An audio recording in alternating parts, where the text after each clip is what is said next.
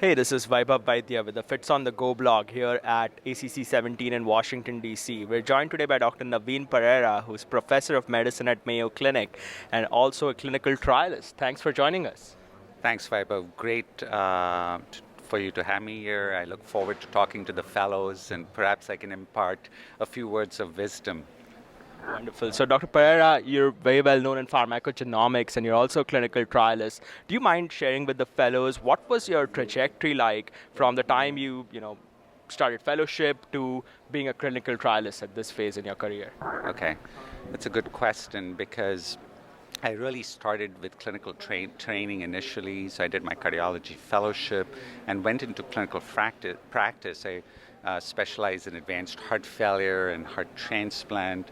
And essentially, what I decided to do since the genomic revolution started, it's now a little over a decade, I felt it was a great opportunity for us to be part of a new era, a new frontier in medicine, because a lot of us get engaged in physiological, pathophysiological based studies, and those arenas have been, if you may, conquered and exploited and used in cardiovascular disease over decades and years, while genomic medicine is still relatively new. And so I felt since this technology is just emerging, I could acquaint myself with it and then be able to utilize it in cardiovascular disease. So what I really did was manage to apply intramurally within the Mayo Foundation, got protected time, went to the laboratory, and actually did what is known as functional genomics. What do genetic variants do to protein structure and function? And so worked with pipettes and tubes in the lab and did some interesting work, got some papers out of it, and then subsequently translated some of those findings at a population level. As you know, Mayo Clinic has the Olmsted County. We have great outcomes, great population-based studies, and so translated genetics into a population. And then finally, I wanted to get some of this information to the bedside, and so conducted a clinical trial.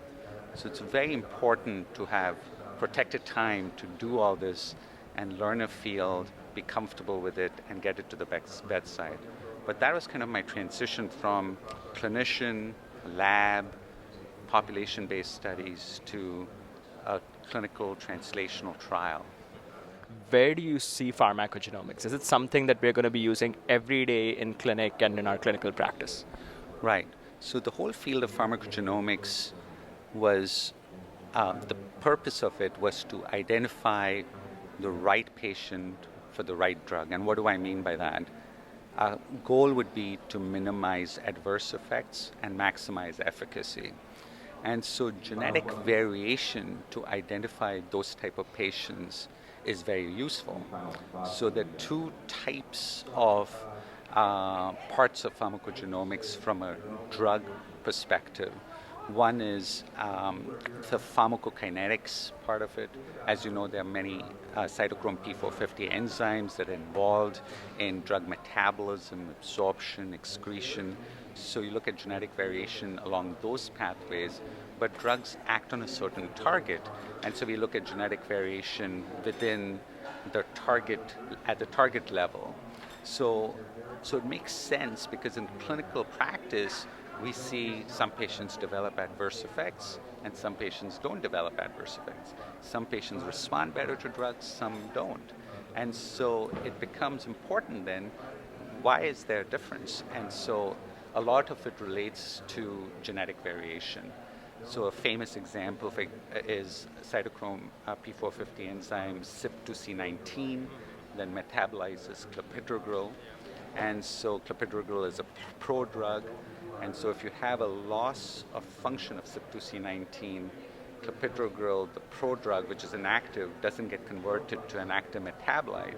And so patients may be at an increased risk of adverse events. It's a black label warning. So that's one example how pharmacogenomics has evolved.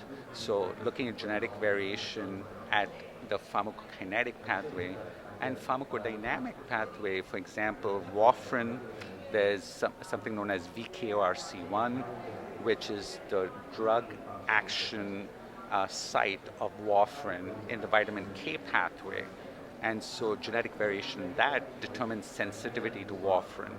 So the question is, how is this being translated at the bedside?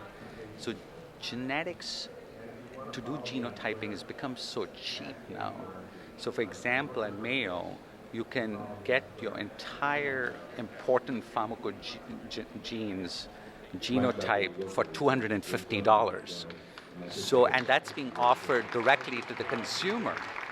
And so the consumer can go and get their genetic testing, come to you with the result, and then would you be able to interpret it?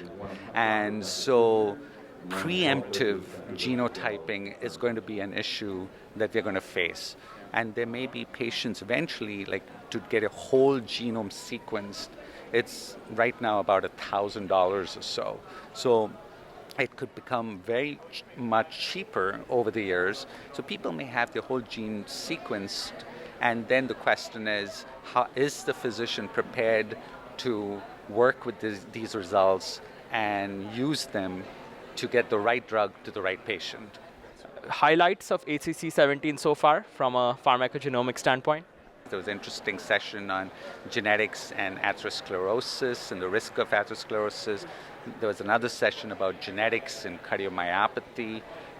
So it's new, wasn't there about 5 years ago, and I think the fellows need to be prepared to see more of it as we move forward. Wonderful. Well, thank you so much for joining us. Thank you, Vaibhav. Thanks for having me. All right. For more videos like this, please go to youtube.com/fitsonthego.